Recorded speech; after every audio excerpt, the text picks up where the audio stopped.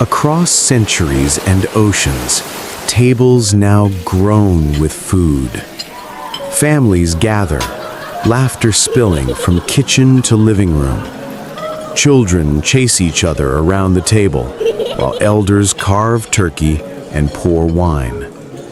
The smells of pumpkin, roasted vegetables, and sweet bread fill the air.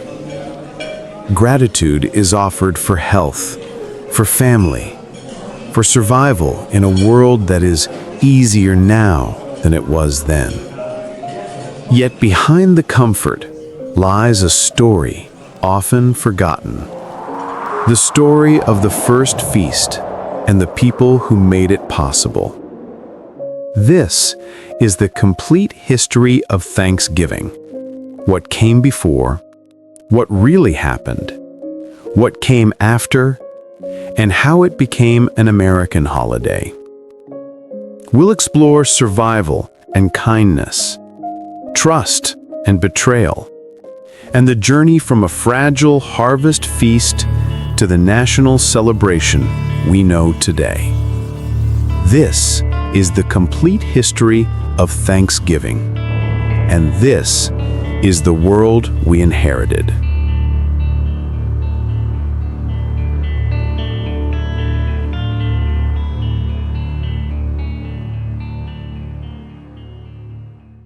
Before Thanksgiving, there was fear, faith, and a desperate search for freedom. The Pilgrims fled England because their prayers had become dangerous. Their faith was watched, restricted, punished. So in 1620, 102 of them boarded a small wooden ship called the Mayflower, clinging to the belief that somewhere across the Atlantic lay a place where they could worship without fear. The voyage was misery.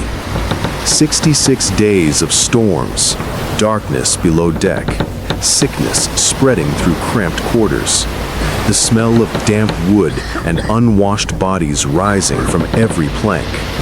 Babies cried, the elderly groaned. Many wondered if they would survive the journey at all. When they finally reached the shores of Cape Cod, there was no celebration, only relief and the shock of the cold. The land was unfamiliar, harsh, unforgiving, and the first winter was worse. The Pilgrims built shelters from frozen soil and wet timber. Hunger gnawed at them. Sickness swept through the settlement with ruthless efficiency. By spring, nearly half of them were gone. Men, women, and children buried in hastily dug graves. But the survivors stayed. They had to. This new world, brutal as it was their only chance at a different life. But unknown to them, they were not alone. The Wampanoag people had been watching them long before the Pilgrims ever noticed them. They saw the newcomers build their homes in the coldest place along the shore. They saw their thin bodies, their unfamiliar clothing, their lack of knowledge about the land's seasons, medicines, and dangers. They wondered why these strangers had come to a region marked by a deadly plague that had already taken so many of their own people. Some Wampanoag argued to leave the settlers alone. Others believed they should be driven away before trouble grew. But their leader, Massasoit, urged patience. Watch them, learn them, decide. And as they watched, something surprising emerged. The Pilgrims mourned their dead with tenderness. They shared what little food they had. They prayed with a longing that felt familiar in its own way. They were not warriors. They were not conquerors. They were fragile, frightened, and very far from home. And slowly, the Pilgrims began to see figures watching them from the tree line. Not illusions, not threats. People. Two worlds, cautious and wounded, beginning to recognize the same truth. There was kindness, on the other side. Compassion is rarely loud. It does not announce itself. And for the Pilgrims, compassion arrived quietly, in the form of a people who had every reason to turn away. The Wampanoag watched the settlers through the winter and into the early spring. They saw the hollowed faces, the broken families, the desperate attempts to survive a land they did not understand. They knew the signs of hunger, of illness, of a community on the edge of collapse. And still, no one approached. Then, one day in March, a Wampanoag man walked straight into the settlement and greeted them in English. His name was Samoset. The Pilgrims stared at him in disbelief. They had feared arrows from the trees. Instead, they heard a voice offering peace. Samoset returned a few days later, this time bringing someone who would become essential to their survival, Tisquantum, called Squanto, a man who had once been taken by European traders, who had crossed oceans, learned languages, seen worlds the Pilgrims could not imagine, and returned home only to find his village erased by plague. Loss was something he understood intimately. And instead of turning that grief into vengeance, he chose something else: guidance. Through him, the Wampanoag extended a hand. And through him, the Pilgrims learned the truth of the land they had misjudged. Massasoit, the Wampanoag sachem, soon arrived in person. The Pilgrims, startled and nervous, arranged a meeting beside a shallow stream. They laid out food they barely had enough of. Massasoit stepped forward with calm authority. His warriors stood behind him, still and alert, watching everything. Here, under the careful eyes of both peoples, they formed a treaty, one of mutual protection. If either were attacked, the other would help. They would not harm each other. They would respect boundaries. It was fragile, but it was hope. And now the teaching began. The Pilgrims learned how to plant corn the Wampanoag way, seeds nestled beside fish to nourish the stalks. They learned how to find edible plants in the forest, how to track the animals of the region, how to test the water sources, how to read the shift of the seasons. They learned where to fish, where to hunt, where to walk carefully. Each lesson was an act of generosity. Each act brought them one step further away from death. And slowly, something unexpected took shape. Friendship. There were moments when Pilgrims and Wampanoag shared stories, even through the barrier of language. Children watched each other with curiosity. Adults exchanged small acts of humor or traded skills. The mistrust never fully vanished, but something stronger began to grow alongside it: respect. By autumn of 1621, the Pilgrims had their first successful harvest. Not abundant, not yet, but enough. Enough to know they would survive the coming winter. Enough to feel gratitude, not just for the land, but for the people who had shown them how to live on it. They decided to hold a feast of Thanksgiving, a celebration of their survival. The Pilgrims gathered what they had: corn, barley, peas, pumpkins. They hunted fowl, geese, ducks, and likely wild turkey. They cooked stews thick with root vegetables. They prepared dishes flavored the way the Wampanoag had taught them, using herbs native to the region. When Massasoit arrived, he did not come alone. He came with around 90 Wampanoag men, far more than the Pilgrims expected. But instead of tension, there was contribution. The Wampanoag brought game, deer, freshly hunted. they added to the feast, filling gaps the pilgrims could not. Over the next 3 days, they shared food until the sun dipped behind the trees. They played games, running, wrestling, contests of strength and skill. They fired guns for sport. The Wampanoag performed dances. Children from both groups ran between the clusters of adults, slipping between languages with laughter instead of fear. The feast was not one meal, but many, spread over time, marked with moments of genuine warmth.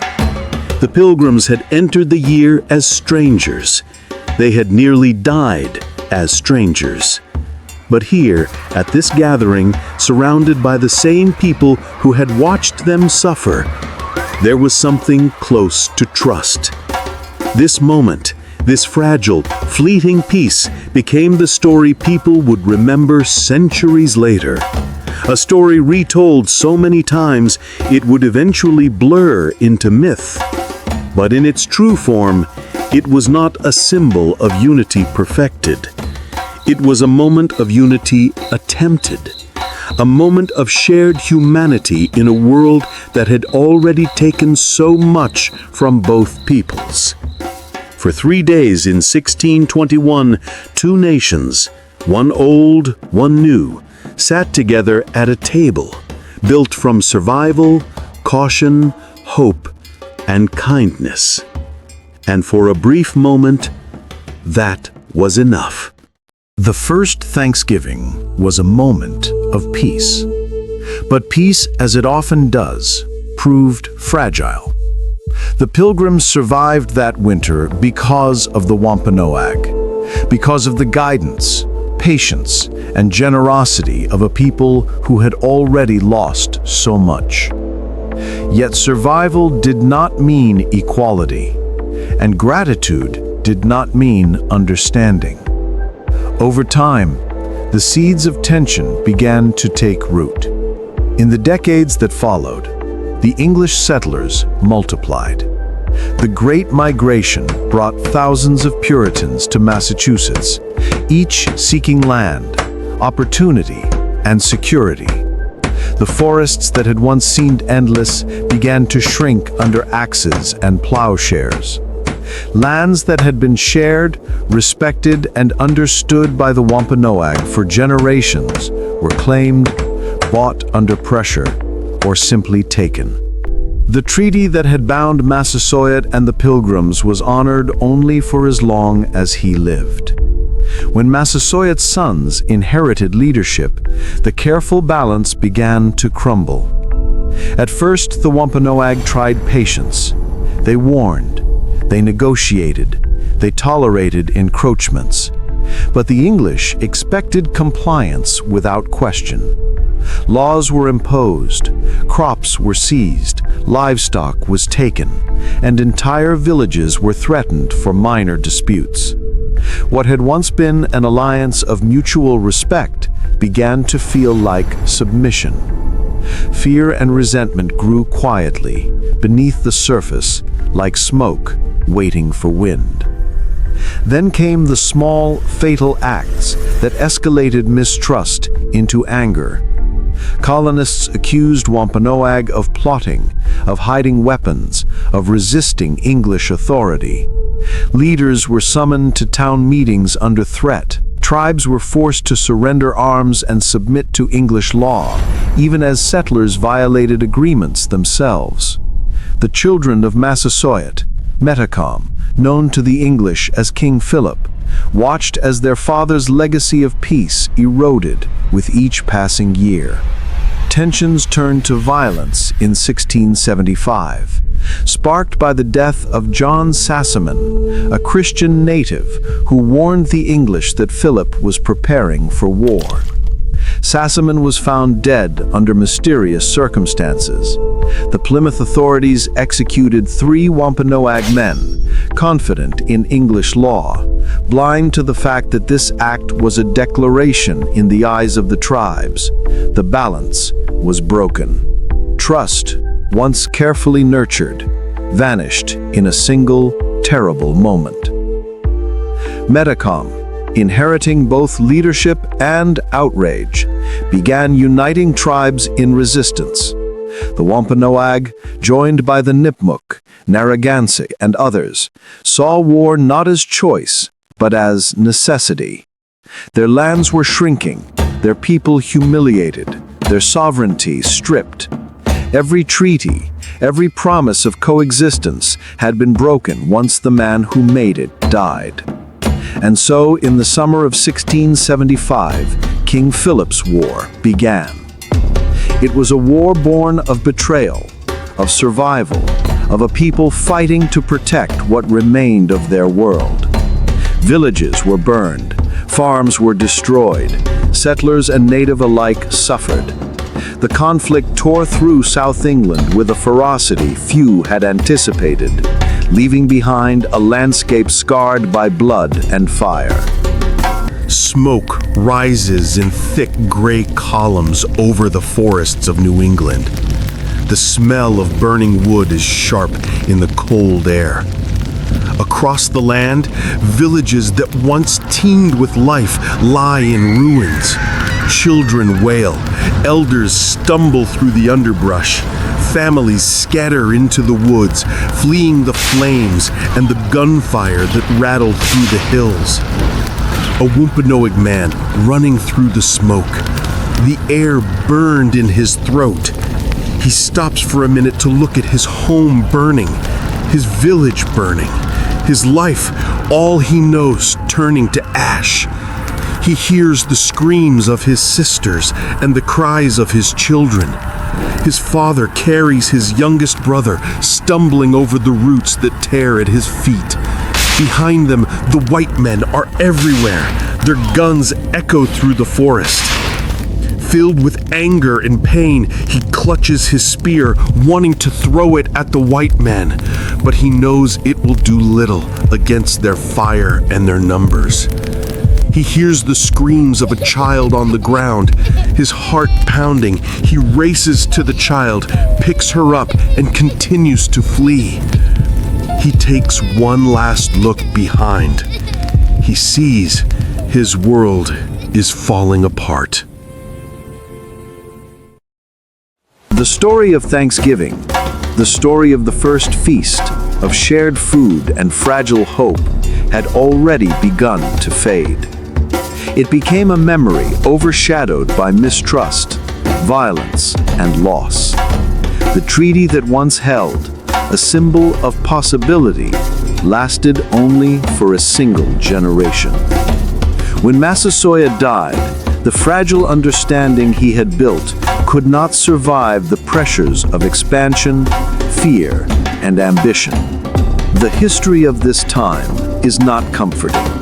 It is not a story of simple moral clarity. It is a story of human choices, of the slow unraveling of trust, and of the consequences when one side forgets the humanity of the other. From Thanksgiving to war, from peace to destruction, the path was long and marked by small acts that together led to devastation. And yet, in understanding this unraveling, we see the fragile truth at the heart of the first feast. Peace is precious, fleeting, and always requires vigilance. It can be built, nurtured, and yet still lost in a single generation. Thanksgiving, as we know it today, was not always a national holiday. For centuries, it was celebrated sporadically, at the discretion of individual colonies or states, and often in ways that reflected local harvests or political needs. One woman changed that. Sarah Josepha Hale, a writer and editor, spent decades urging presidents to declare a fixed national day of Thanksgiving.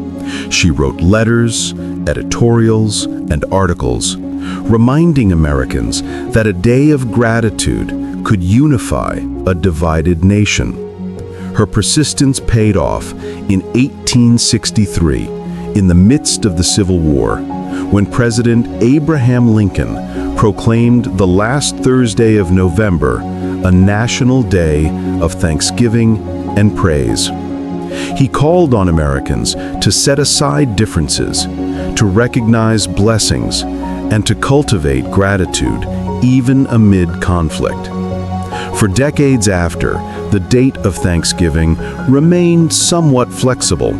In 1939, President Franklin D. Roosevelt moved it a week earlier, hoping to extend the holiday shopping season during the Great Depression.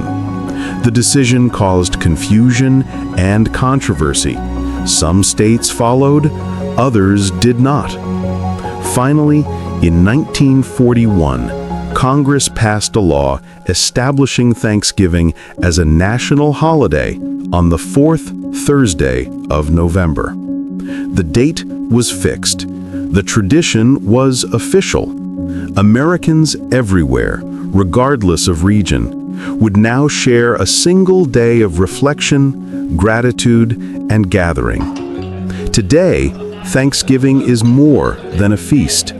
It is a ritual of family and friends, a moment to pause amid life's chaos. It is a day to honor generosity, to remember kindness, and to reflect on history, both the stories we cherish and the truths we must not forget. It is, in its truest sense, a celebration of survival, community, and the human capacity to care for one another, even across centuries. And in every gathering, the echoes of those first shared meals, the fragile treaties, and the lessons learned linger quietly at the table. Thanksgiving is more than turkey, parades, or football. Its story stretches beyond the warmth of a single table, beyond the images we see in picture books or holiday cards. To know the full history of Thanksgiving is to confront both kindness and conflict, to recognize moments of generosity alongside moments of loss. The first feast was an experiment in survival, trust, and compassion. It was a fragile hope, a temporary peace, and a shared human effort that lasted only a generation. Yet that history matters, not to shame, not to diminish, but to understand, to see that gratitude and remembrance can coexist with honesty about our past. Today, Thanksgiving is a day to reflect, to gather, to express gratitude for the people and moments that sustain us. It is a day to honor kindness, to remember resilience, and to recognize that our celebrations carry echoes of those who came before, the lessons they taught, the choices they made, and the humanity they preserved. As you sit at your table, whether surrounded by family, friends, or even in quiet solitude, take a moment to remember gratitude is not just about abundance. It is about reflection. It is about recognition. It is about honesty. Thanksgiving is both a pause and a reminder. Our shared history is complicated. Our capacity for care is enduring, and our actions today shape the stories we will tell tomorrow. Thank you for listening. Share this story, remember the lessons, and carry forward the spirit of gratitude in everything you do. This is The World We Inherited.